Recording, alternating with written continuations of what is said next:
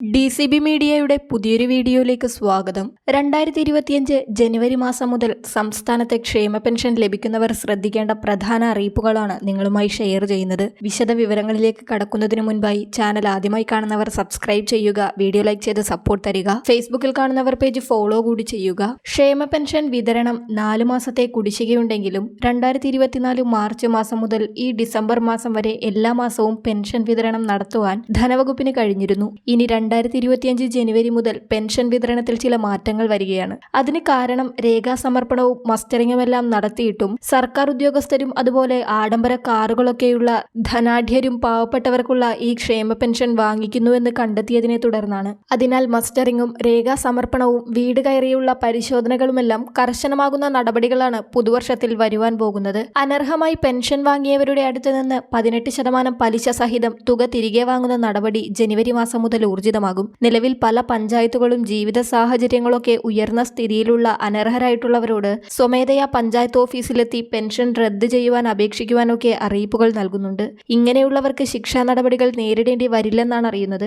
അനർഹമായി ക്ഷേമ പെൻഷൻ വാങ്ങിയ സർക്കാർ ഉദ്യോഗസ്ഥരെ സസ്പെൻഡ് ചെയ്ത് 18% പിഴപ്പലിശയടക്കം തുക തിരികെ ഈടാക്കുന്ന നടപടി തുടരുകയാണ്. നേരത്തെ മണ്ണ് പര്യവേഷണ വകുപ്പിലെ 6 ജീവനക്കാരെ സസ്പെൻഡ് ചെയ്തിരുന്നു. ഇപ്പോൾ റവന്യൂ വകുപ്പിലെ 38 പേരെയും സസ്പെൻഡ് ചെയ്തു കഴിഞ്ഞു. വിവിധ വകുപ്പുകളിലായി 1500ഓളം ജീവനക്കാർക്കെതിരെയാണ് നടപടി വരുന്നത്. സാധാരണക്കാർക്കും നടപടികൾ കർശനമാക്കുന്നുണ്ട്. ക്ഷേമ പെൻഷൻ മുടങ്ങാതെ ലഭിക്കണമെങ്കിൽ കുറച്ച് രേഖകൾ സമർപ്പിക്കുകയും ചില കാര്യങ്ങൾ ചെയ്യേണ്ടതായും വരും. ഇപ്പോൾ പ്രധാനമായും സ്ത്രീ ഗുണഭോക്താക്കളുടെ സാക്ഷ്യപത്ര സമർപ്പണവുമായി ബന്ധപ്പെട്ട് ചില തദ്ദേശ സ്ഥാപനങ്ങളിൽ നിന്ന് ചില അറിയിപ്പുകളും നൽകുന്നുണ്ട്. വിധവാ പെൻഷൻ, അവിവാഹിത പെൻഷൻ എന്നിവ വാങ്ങുന്ന 60 വയസ്സിന് താഴെയുള്ള ഗുണഭോക്താക്കൾ വർഷത്തിലൊരിക്കൽ അവർ പുനർവിവാഹിതയായിട്ടില്ല എന്ന സർട്ടിഫിക്കറ്റ് നൽകണം. തദ്ദേശ സ്ഥാപനങ്ങൾ ആവശ്യപ്പെടുന്ന മുറയ്ക്ക് ഇവ നൽകിയില്ലെങ്കിൽ പെൻഷൻ മുടങ്ങുന്ന സാഹചര്യമുണ്ടാകും. അനർഹർക്ക് പെൻഷൻ കിട്ടുന്നതിൽ ഉദ്യോഗസ്ഥർക്ക് വീഴ്ചയുണ്ടായാൽ നടപടിയുണ്ടാകുന്ന സാഹചര്യം വന്നിരിക്കുന്നതിനാൽ ഇക്കാര്യങ്ങളിലൊക്കെ ഇനി കണിശത കൂടുതലായിരിക്കുമെന്ന കാര്യം അറിയുക.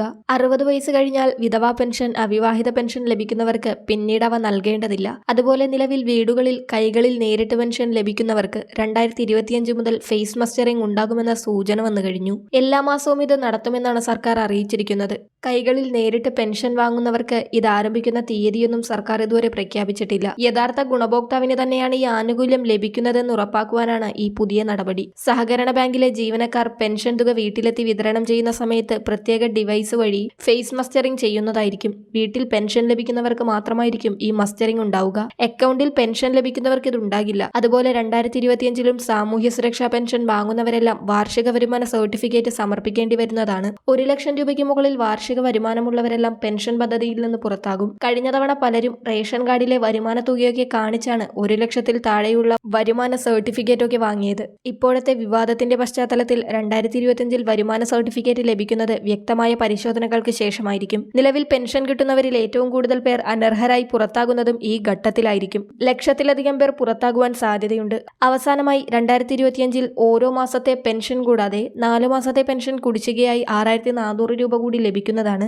ഇതിൽ ഒരു ഗഡുവായ 1600 രൂപ മാർച്ച് മാസത്തിനുള്ളിൽ ലഭിക്കും. ബാക്കി 3 ഗഡു ഏപ്രിൽ മാസം മുതലുള്ള വിവിധ മാസങ്ങളിലായിട്ടായിരിക്കും ലഭിക്കുക. പഞ്ചായത്ത് തിരഞ്ഞെടുപ്പൊക്കെ വരുന്നതിനാൽ ഒക്ടോബർ മാസത്തിനകം കുടിശ്ശികയൊക്കെ തന്നു തീർക്കുന്നതായിരിക്കും. വരും ദിവസങ്ങളിലെ ക്ഷേമ പെൻഷൻ അറിയിപ്പുകൾക്കായി ചാനൽ സബ്സ്ക്രൈബ് ചെയ്യുക.